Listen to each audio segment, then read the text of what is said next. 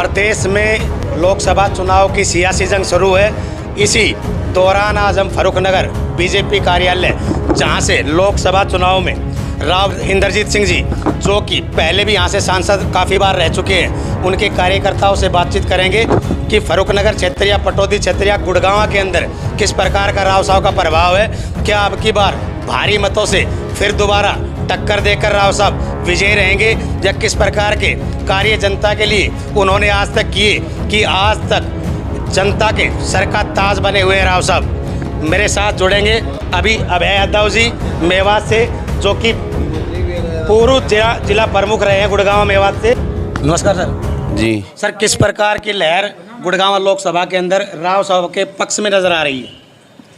देखिए कि लहर तो चुनाव है, और चुनाव तो पूरे हिंदुस्तान में भारतीय जनता पार्टी की है, नरेंद्र मोदी जी की है। और हमारे यहाँ से भारतीय जनता पार्टी के उम्मीदवार माननीय राव इंद्रजीत सिंह है, और वो यहाँ से भारतीय जनता पार्टी की तीसरी बार टिकट पर लड़ रहे हैं। और पूरी पब्लिक में नौजवान बुजुर्ग सब उनके साथ हैं, और इलाके को जिस तरह से उन्होंने संभाला है और आगे भी उन्हीं से उम्मीद है। चाहे हमारी कोई भी समस्या है, हो सकता है किसी का तबादला ना हुआ हो, किसी को नौकरी नहीं मिली हो, और नौकरी का सवाल तो है कि इसमें पार्टी में खर्ची पर्ची ख़त्म है, मेरिट के हिसाब से नौकरियां मिलती हैं।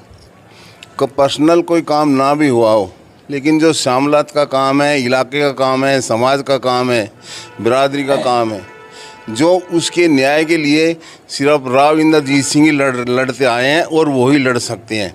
हमारे यहाँ पे कहीं आई रेजिमेंट का धरना है, उसमें राव इंद्रजीत सिंह शरीक हुए। जंतर मंतर पे धरने पे हम बैठे, वहाँ भी माननीय राव इंद्रजीत सिंह मंत्री होते हुए अपनी सरकार के खिलाफ वहाँ धरने पे गए और उसको समर्थन दिया। यहाँ पे धरना था खिड़की दौला, वहाँ हमारी बहन आरती राव, उनकी बेटी ने 1 लाख रुपया चंदा भी दिया, और वहाँ पर हाजिर हुए, कई बार गए अरेंजमेंट के लिए। और जो ज़मीनों का मुआवजे का मसला है, 5 गाँव का वहाँ पे कुकड़ोला में जी, उनकी ज़मीन का पैसा बहुत कम मिल रहा है। हमारे इलाके में 5 से 10 करोड़ से कम ज़मीन है नहीं, और उनको 90 लाख रुपए मिल रहा है। उसके लिए राव साहब ने सीएम से मिले, चिट्ठी भी लिखी, और वो चल रहा है, पाइपलाइन में है, उनको भी कुछ फ़ायदा मिले। उसके अलावा 1810 एकड़ ज़मीन कासण की है, वो भी 5-6 गाँवों की है जी। उनको भी बहुत कम मुआवजा मिल रहा था। फिर एक पॉलिसी ले आए कि उनको प्लॉट दिया जाए, 1 एकड़ पे 1000 मीटर का प्लॉट, जो सरकारी रेट है उस पे।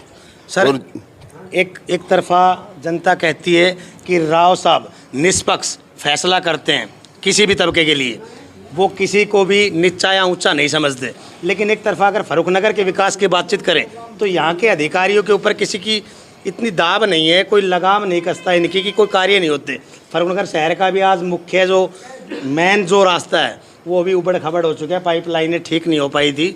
तो सर, इन विषयों पर क्या राव साहब की जिम्मेदारी है, यहाँ के विधायक की जिम्मेदारी है?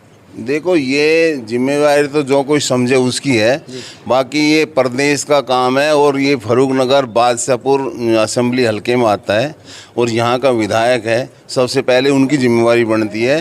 दूसरे यहाँ पे नगर पालिका भी है, उनकी जिम्मेवारी बनती है। अगर उनकी कोई बात नहीं मान रहा है, उनकी कहीं पे नहीं चल रही है, उनको कोई दिक्कत आ रही है, कोई परेशानी आ रही है, तो माननीय राव साहब बैठे हैं ऊपर, उनको कह सकते हैं, वो सीएम से भी कह सकते हैं, डीसी से भी कह सकते हैं, लेकिन ये बात तो वहाँ तक पहुँचाएंगे तभी उसका फ़ायदा हो। सर, आप लोग कार्यकर्ता है, राव साहब के पक्के सच्चे सिपाही बताए जाते हैं, तो क्या आप लोगों का दायित्व नहीं है यहाँ की खबरें वहाँ तक पहुँचाए?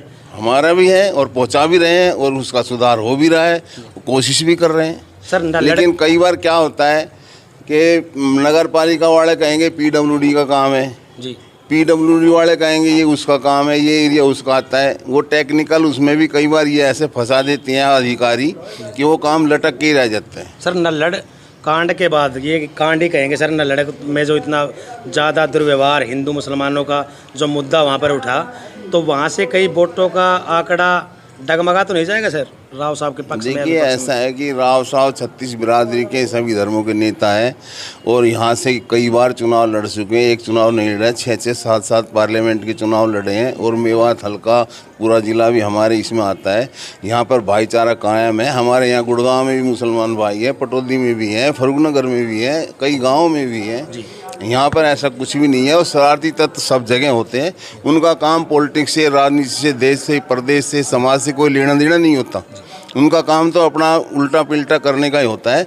ऐसी कोई दिक्कत नहीं है, सब ठीक है। ऊपर वाले की दया से सब बहुत अच्छा रहेगा, सब भाइयों के सहयोग से, साथ से। हम आपकी बातचीत करवाएंगे पूर्व उप चेयरमैन संजीव यादव जी से, जो कि राव साहब की फौज के एक सिपाही बताए जाते हैं। फर्रुखनगर हल्के से कि भाई इस क्षेत्र से काफ़ी पैरवी करते हैं राव साहब की। नमस्कार सर। नमस्कार जी। सर, किस प्रकार की योजनाएं राव साहब ने इस फर्रुखनगर में दी जो आम जनता को यहाँ से सुविधाएं मिली, और जनता वोट उनको क्यों दे, क्या वजह रहेगी ऐसी? ये हमारा गुरुग्राम लोकसभा का परम सौभाग्य है कि इतने ईमानदार सूरवीर परिवार के वंशज राव माननीय इंद्रजीत सिंह जी यहाँ से चुनाव लड़ रहे हैं, जिनके 45 साल के लगातार राजनीति जीवन में आज लग लांछन पे कोई दाग नहीं है। राजनीति इतनी काली होती जा रही है, मगर उसमें राव इंद्रजीत सिंह जी बिल्कुल पाक साफ दामन के हैं। मैं ईमानदारी की, उनकी सादगी की, उनके परिवार की शूरवीरता की, उनकी मतलब मुक्त कंठ से सराहना करता हूं।